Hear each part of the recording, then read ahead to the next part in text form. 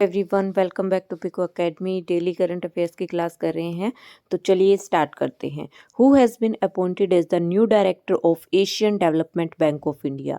कौन नियुक्त हुए हैं नए डायरेक्टर के रूप में Asian Development Bank of India के? सौम्या स्वामीनाथन, ताकिया कोनिसी, मियो ओका या गीता गोपीनाथ? तो एशियन डेवलपमेंट बैंक के जो नए डायरेक्टर नियुक्त हुए हैं वो है मियो ओका। जो मियो ओका है, ठीक है, वो इंडिया के न्यू कंट्री डायरेक्टर नियुक्त हुए हैं, सक्सीडिंग किसको हरा के?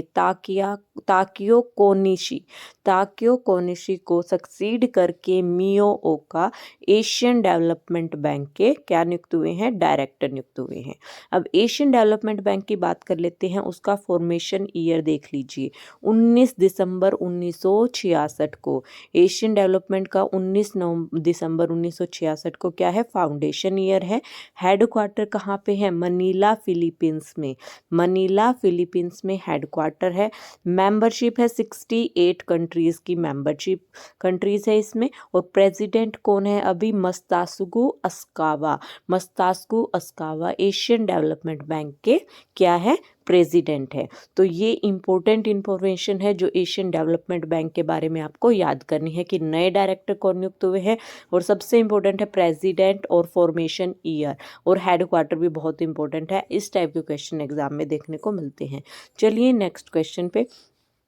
What is the theme unveiled by Dr. Jitendra Singh for National Science Day 2024? Theme क्या रही है जो अनवील की गई है डॉक्टर जितेंद्र सिंह के द्वारा नेशनल साइंस डे 2024 की? Innovation in science and technology, science and society in new frontier, indigenous technology for विकसित भारत, या साइंस फॉर सस्टेनेबल डेवलपमेंट? तो क्या थीम रही है? पहले आपको पता होना चाहिए नेशनल साइंस डे कब सेलिब्रेट किया जाता है। तो ये हर साल 28 फरवरी को क्या किया जाता है? सेलिब्रेट किया जाता है। और क्यों किया जाता है? क्योंकि जो रमन इफेक्ट किसके द्वारा डिस्कवरी की गई थी? सीवी रमन के द्वारा, जिन्हें नोबल प्राइज भी मिला है 1930 में। नोबल प्राइज से भी सम्मानित किया गया है सीवी रमन को 1930 में, ठीक है। और Raman effect by CV Raman के द्वारा नेशनल साइंस डे कब मनाया जाता है? 28 फरवरी को, ठीक है। Union minister of state for science and technology, question यहाँ पे बनता है डॉक्टर जितेंद्र सिंह कौन है हमारे? Union minister of state for science and technology doctor Jitendra Singh.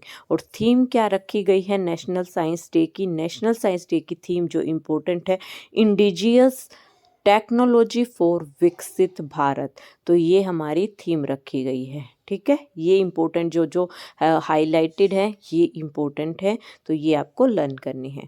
Next question है, who has taken oath as the chief justice of Guwahati high court? किसने शपथ ली है चीफ जस्टिस के रूप में गुवाहाटी हाई कोर्ट के?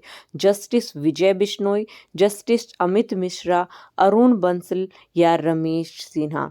तो गुवाहाटी हाई कोर्ट के जो जस्टिस बने हैं वो है विजय बिश्नोई, इन्होंने शपथ ली है। असम के गवर्नर कौन है? गुलाब चंद कटारिया, ठीक है, इन्होंने इनको शपथ दिलाई है। Administer the oath of office to justice Bishnoi, तो गवर्नर कौन है? असम के गुलाब चंद कटारिया।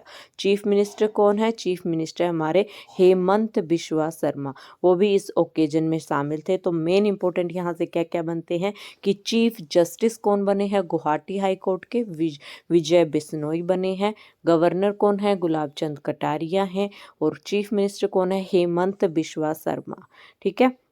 और रिसेंटली जो रितु भारी, ये कौन है? Chief justice of Uttarakhand. अगर आप मेरी डेली करंट अफेयर्स की वीडियो देख रहे हैं तो मैंने ये क्वेश्चन आपको कराया था कि उत्तराखंड हाई कोर्ट की चीफ जस्टिस कौन बनी है? रितु बहरी, ठीक है। और किसके द्वारा शपथ दिलाई जाती है? गवर्नर के द्वारा, ठीक है। किसके द्वारा शपथ दिलाई जाती है? गवर्नर के द्वारा।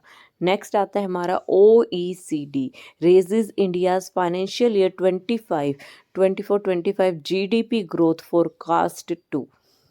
तो OECD ने फाइनेंशियल ईयर की जीडीपी ग्रोथ को फोरकास्ट किया है, रेज कर दिया है, कितना बढ़ा दिया गया है, 6.3%, 6.2%, 6.5 या 6%। तो 6.2%। OECD की फुल फॉर्म है Organisation for economic cooperation and Development. Important है, Organisation for economic cooperation and Development. इन्होंने जो लिमिट है वो रेज कर दी है, 6.1% एस्टिमेट की गई थी 2024 और 25 के लिए, और अब कितनी कर दी गई है, 6.2% कर दी गई है।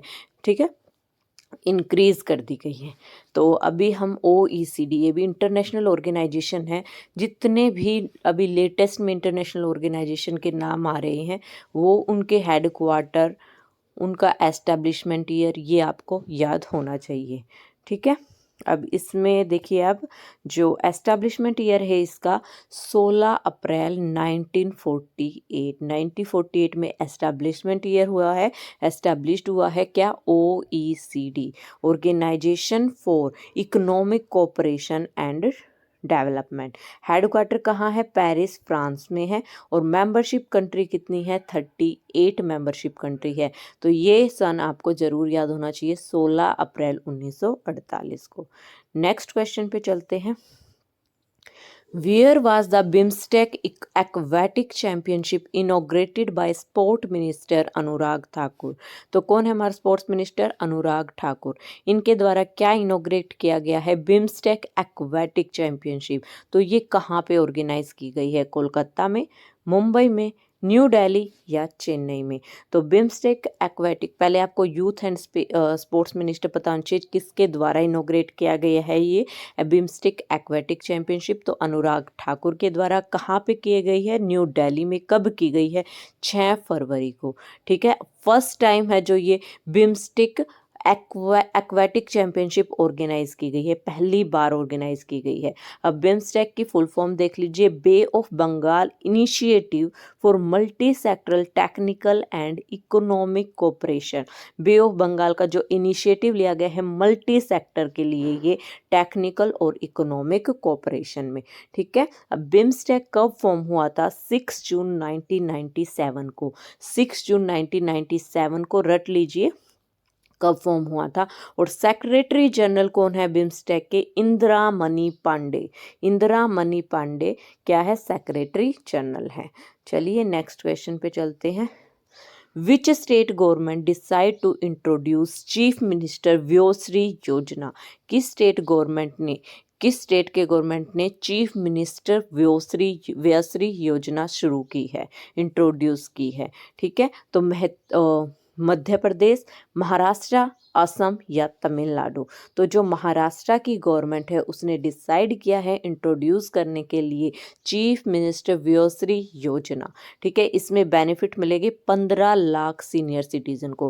क्वेश्चन ये आ सकता है, व्योश्री योजना किन के लिए है, एजुकेशन सेक्टर के लिए है, सीनियर सिटीजन्स के लिए है, स्टूडेंट्स के लिए। इस टाइप से आपको ऑप्शन मिल जाएंगे और आपको क्या ऑप्शन क्लिक करना है, सीनियर सिटीजन के लिए है व्योश्री। वृद्ध से आप याद कर लेना, वृद्ध, सीनियर सिटीजन को वृद्ध भी बोलते हैं, उससे व्योश्री योजना। ठीक है, और 15 लाख तक के इसमें बेनिफिट दिए जाएंगे जो सफ़र कर रहे हैं सम फिजिकल और मेंटल डिसएबिलिटी से। ठीक है, इन सिटीजन्स की एज कितनी होनी चाहिए, 65 ईयर्स अबव, 65 से ज़्यादा होनी चाहिए। दोज फाउंड, जो एलिजिबल होंगे इसमें उन्हें 3000 रुपीज़ मिलेंगे। कितने, 3000 रुपीज़। और जो इसमें स्कीम है सभी डिस्ट्रिक्ट के लिए जो बजट रखा गया है वो 480 करोड़ रुपए का बजट रखा गया है। कितने का, 480 करोड़ का बजट रखा गया है। चलिए नेक्स्ट क्वेश्चन पे चलते हैं। Who has been appointed as the health secretary. को अभी हाल ही में हेल्थ सेक्रेटरी की नियुक्ति हुई है, तो कौन अपॉइंट हुआ है हेल्थ सेक्रेटरी के रूप में, अपूर्वा चंद्र, किरण रिजिजू, संजय जाजू या आशीष कुमार। तो हेल्थ सेक्रेटरी के रूप में नियुक्त हुए हमारे अपूर्वा चंद्र, जो हमारे इंफॉर्मेशन एंड ब्रॉडकास्टिंग सेक्रेटरी थे ये अपूर्वा चंद्र, उन्हें नियुक्त किया गया है secretary of health and family welfare, यानी हेल्थ सेक्रेटरी नियुक्त किया गया है। और पहले ये क्या थे, इंफॉर्मेशन एंड ब्रॉडकास्टिंग के सेक्रेटरी थे। अपूर्वा चंद्र जो है वो 1988 बैच के आईएएस ऑफिसर रह चुके हैं और कहाँ से, महाराष्ट्र कैडर से, ठीक है, 1988 के आईएएस ऑफिसर रह चुके हैं।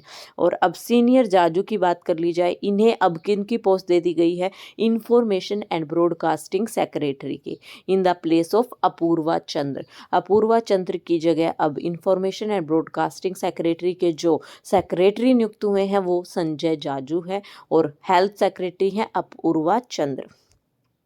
जो निर्जा है, इनको additional secretary department of fertilisers appoint किया गया as a separate special secretary on same department में, एडिशनल सेक्रेटरी के रूप में नियुक्त किया गया है। ठीक है, चलिए लास्ट क्वेश्चन है आज हमारा, What is the Uttar Pradesh government promoting through the EV उपयोग पोर्टल? उत्तर प्रदेश गवर्नमेंट ने क्या प्रमोट किया है ईवी उपयोग पोर्टल के द्वारा? एग्रीकल्चर, टूरिज्म, हेल्थ केयर या इलेक्ट्रिक व्हीकल?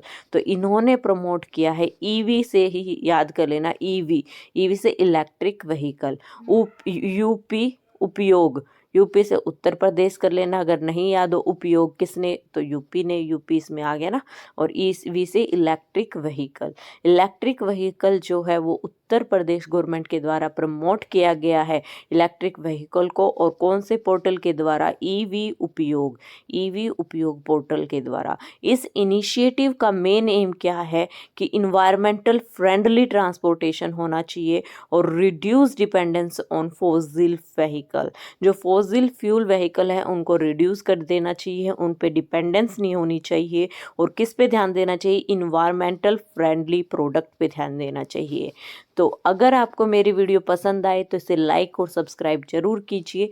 आज की वीडियो में इतना ही, नेक्स्ट क्लास में मिलते हैं। ओके, धन्यवाद।